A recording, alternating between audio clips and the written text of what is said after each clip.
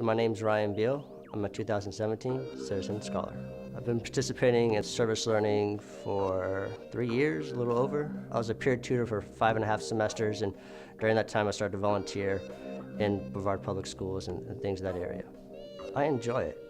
I enjoy volunteering and being in these environments and helping others.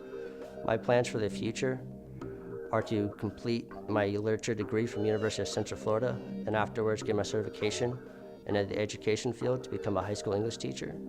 Service learning played a big role in making that decision to give me a better understanding of what the job takes and how I can be able to put myself inside that job.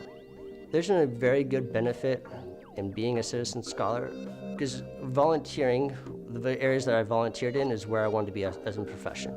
So I can say, on my resume, I volunteered so many hours in so many schools in peer tutoring, volunteer of the year at Satellite High School this past year. It looks good on the resume, but then it's also more than just what you put on the paper. It's what you've learned, so when you go into the interview, you can communicate effectively with the principal, whoever's interviewing you, and saying, this is what I've learned in these assignments. This is how I know how to classroom management, time management. This is how I can stay organized. This is how I communicate effectively. How do you put students in group sessions as well as individual sessions and things of that nature.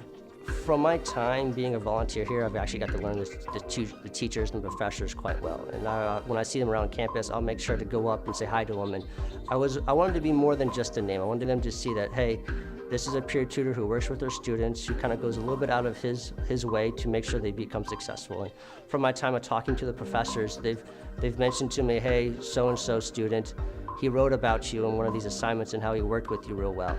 I've had a student come in here and she was needing an outline for one of the speech she gave, and she asked me a question about periods at the outline or no periods at the outline.